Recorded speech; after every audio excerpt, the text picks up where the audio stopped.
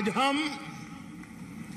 गुजरे हुए कल को छोड़कर आने वाले कल की तस्वीर में नए रंग भर रहे हैं।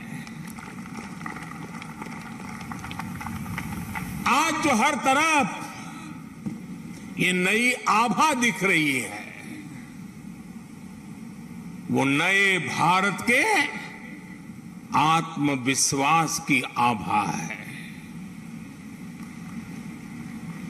गुलामी का प्रतीक किंग्स वे यानी राजपथ आज से इतिहास की बात हो गया है।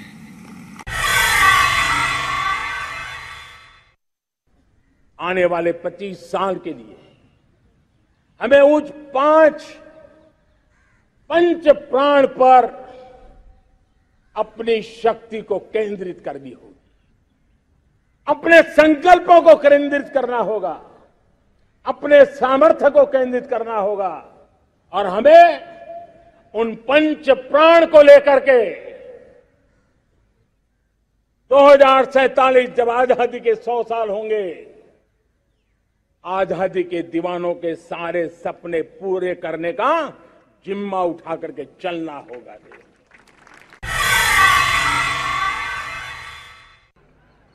$5 ट्रिलियन इकोनॉमी, इसका सपना संजोया है। 130 करोड़ देशवासी अगर छोटी छोटी चीजों को लेकर चल पड़े तो $5 ट्रिलियन इकोनॉमी कईयों को मुश्किल लगता है, वो गलत नहीं हो सकते, लेकिन अगर मुश्किल काम नहीं करेंगे तो देश आगे कैसे बढ़ेगा? मुश्किल चुनौतियों को नहीं उठाएंगे तो चलने का मिजाज कहां से बनेगा?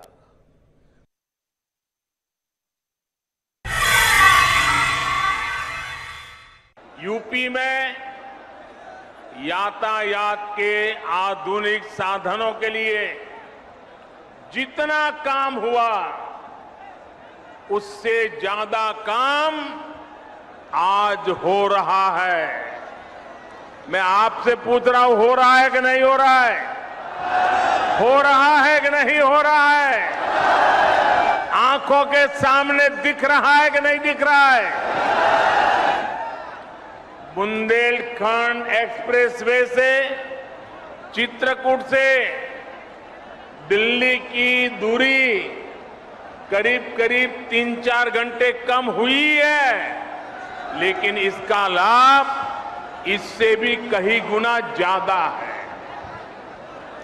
ये एक्सप्रेसवे यहां सिर्फ वाहनों को गति देगा इतना ही नहीं है, बल्कि ये पूरे बुंदेलखंड की औद्योगिक प्रगति को भी गति देने वाला है।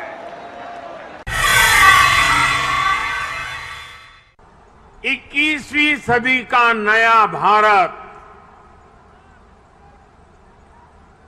आज एक से बढ़कर एक बेहतरीन आधुनिक इंफ्रास्ट्रक्चर का निर्माण कर रहा है। नोएडा इंटरनेशनल एयरपोर्ट उत्तरी भारत का लॉजिस्टिक गेटवे बनेगा। जब एयर कनेक्टिविटी बढ़ती है तो टूरिज्म भी उतना ही ज्यादा फलता फूलता है। हम सभी ने देखा है कि माता वैष्णो देवी की यात्रा हो या फिर केदारनाथ यात्रा, हेलीकॉप्टर सेवा से जुड़ने के बाद वहां श्रद्धालुओं की संख्या में निरंतर बढ़ोतरी हो रही है। पश्चिमी यूपी के प्रसिद्ध टूरिस्ट और आस्था से जुड़े बड़े केंद्रों के लिए नोएडा इंटरनेशनल एयरपोर्ट भी यही काम करने वाला है। आज जीएसटी एक प्रकार से सभी राज्यों के उन मोतियों को एक धागे में परोने का और आर्थिक व्यवस्था के अंदर एक सुचारू व्यवस्था लाने का एक अहम प्रयास है। जीएसटी ये कोऑपरेटिव फेडरलिज्म की एक मिसाल है जो हमें हमेशा हमेशा और अधिक साथ मिलकर चलने की ताकत देगी। जीएसटी ये टीम इंडिया का क्या परिणाम हो सकता है, ये टीम इंडिया की कर्तृत्व शक्ति का, सामर्थ्य का परिचायक है। और उसमें एक सपना मेरा, वो सपना है 2022 में जब भारत की आजादी के 75 साल हो, तब हिंदुस्तान के गरीब से गरीब व्यक्ति को भी रहने के लिए उसको अपना घर मिल जाए, ये काम मैंने सर पे लिया। मुझे आपका साथ चाहिए, आपका सहयोग चाहिए।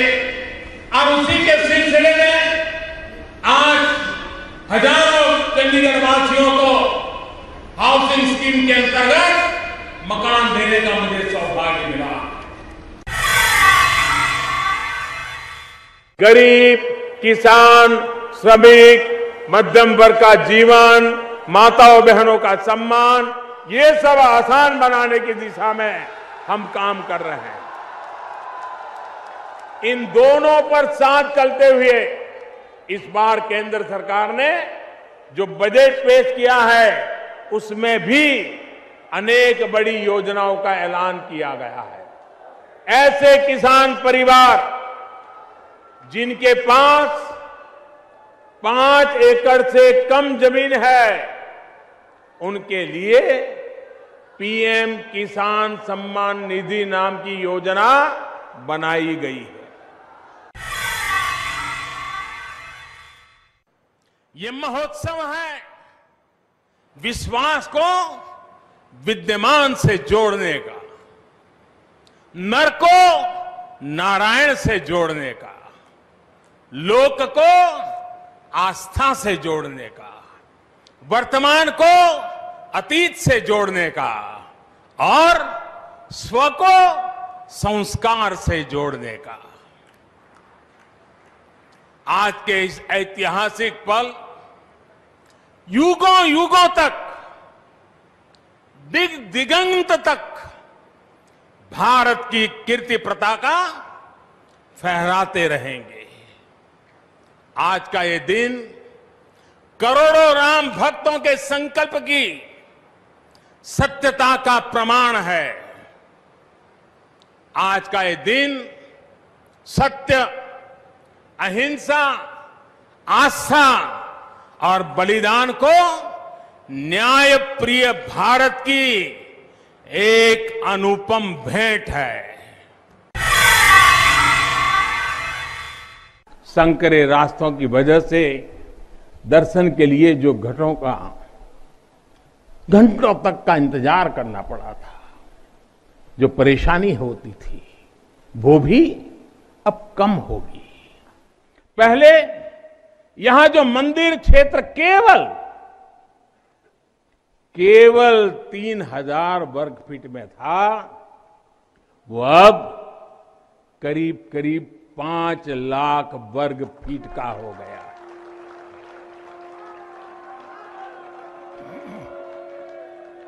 अब मंदिर और मंदिर परिसर में 50, 60, 70 हजार श्रद्धालु आ सकते हैं।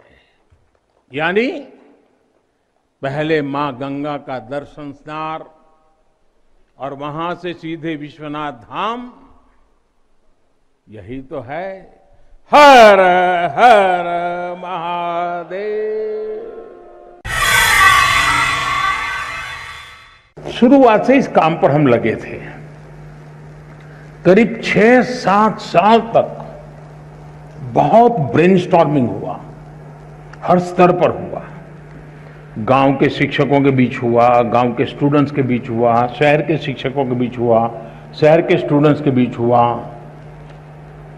बॉयज स्टूडेंट्स ने कहा, गर्ल्स स्टूडेंट्स ने कहा, दूर सुदूर पहाड़ों में, जंगलों में, यानी एक प्रकार से हिंदुस्तान के हर कोने में सालों तक इस विषय पर ब्रेनस्टॉर्मिंग हुआ।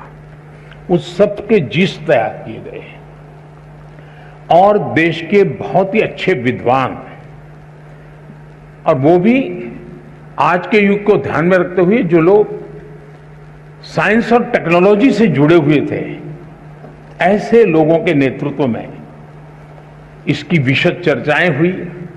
उसमें से एक ड्राफ्ट तैयार हुआ। उस ड्राफ्ट को फिर लोगों के बीच में भेजा गया और 15-20 लाख इनपुट्स आए। यानी इतना बड़ा एक्सरसाइज, इतनी व्यापक एक्सरसाइज, उसके बाद एजुकेशन पॉलिसी आई है।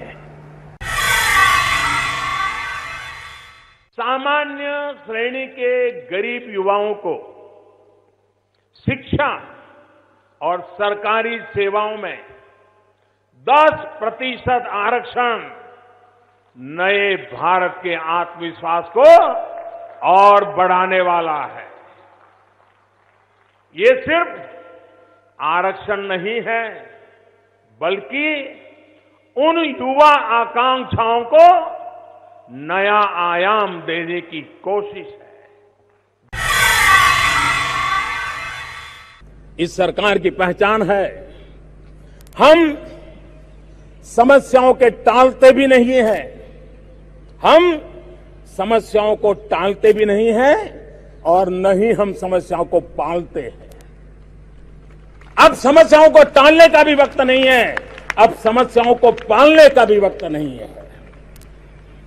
जो काम पिछले 70 साल में नहीं हुआ, नई सरकार बनने के बाद 70 दिन के भीतर भीतर आर्टिकल 370 और 35A को हटाने का काम भारत की दोनों सदनों ने, राज्यसभा और लोकसभा ने 2/3 बहुमत से पारित कर दिया।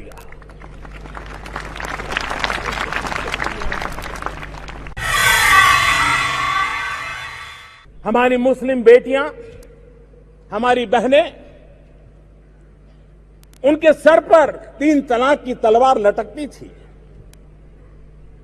वो डरी हुई जिंदगी जीती थी। 3 तलाक की शिकार शायद न हुई हो, लेकिन कभी भी 3 तलाक की शिकार हो सकती हैं, ये भय उसको जीने नहीं देता था। अगर इस देश में हम सती प्रथा को खत्म कर सकते हैं, हम भ्रूण हत्या को खत्म करने के कानून बना सकते हैं, अगर हम बाल विवाह के खिलाफ आवाज उठा सकते हैं, हम दहेज में लेन देन की प्रथा के खिलाफ कठोर कदम उठा सकते हैं, तो क्यों न हम 3 तलाक के खिलाफ भी आवाज उठाएं। ये निर्णय राजनीति के तराजू से तोलने के निर्णय नहीं होते हैं, सदियों तक माताओं बहनों के जीवन की रक्षा की गारंटी देते हैं। दुनिया में हिंदुस्तान को बदनाम करने का काम हो रहा है और तब जाकर के लगता है कि भारत की संसद ने नागरिकता के कानून में जो सुधार किया है वो हजारों % सच्चा निर्णय है, वो आपके कारनामों से अब सिद्ध होने लगा है। मैं फिर कहूंगा, सिटीजनशिप एक्ट नागरिकता छीन लेने का नहीं, ये नागरिकता देने का कानून है।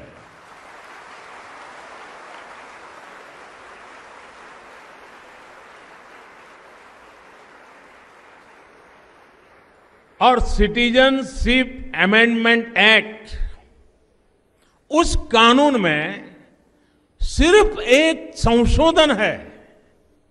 ये संशोधन, ये अमेंडमेंट क्या है? हमने बदलाव ये किया है कि भारत की नागरिकता लेने की सहूलियत और बढ़ा दी है। साथियों, स्वतंत्रता के बाद पूज्य महात्मा गांधी से लेकर तब के बड़े बड़े दिग्गज नेताओं का यही कहना था कि भारत को ऐसे लोगों को नागरिकता देनी चाहिए जिन पर उनके धर्म की वजह से पाकिस्तान में अत्याचार किया जा रहा है। देश ने स्वच्छ भारत मिशन के माध्यम से जो हासिल किया है वो हमें आश्वस्त करता है कि हर भारतवासी अपने कर्तव्यों के लिए कितना संवेदनशील है, कितना सतर्क है। हम सफलता में और इस सफलता में भारत के हर नागरिक का योगदान है, सबका परिश्रम, सबका पसीना है। और हमारे स्वच्छता कर्मी, हमारे सफाई मित्र हर रोज झाड़ू उठाकर सड़कों को साफ करने वाले हमारे भाई बहन, कूड़े की बदबू को बर्दाश्त करते हुए कचरा साफ करने वाले हमारे साथी सच्चे अर्थ में इस अभियान के महानायक है। ये अभियान पूज्य बापू की प्रेरणा का ही परिणाम है और बापू के आदर्शों से ही सिद्धि की ओर बढ़ रहा है। कभी कभी कुछ लोग माथापच्ची इसमें खपा रहे हैं कि स्मार्ट सिटी चीज है क्या। बहुत ज्यादा दिमाग खपाने की जरूरत नहीं है। हम मान लीजिए किसी रेलवे स्टेशन पे गए और जो पूछताछ वाला व्यक्ति वहां बैठा है उसको 2 सवाल पूछे हमने और उसने हमको 4-5 सवालों के जवाब दे दिए, जो कि हम पहले उसको पूछने के लिए सोच के गए थे, लेकिन वो समझ गएगा इनको ये पूछना है, वो जवाब दे। तो हम कहे यार ये बड़ा स्मार्ट आदमी है।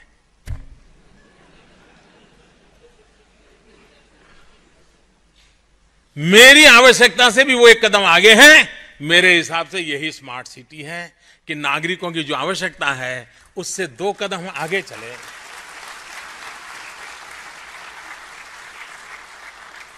उसकी जो आवश्यकता है आप मांगोगे, हाजिर है। आप चाहोगे, हम सोच रहे हैं। आपका सुझाव है, हाँ हमारी योजना बन रही है। 2 कदम आगे। आप देखिए, देखते ही देखते स्मार्ट सिटी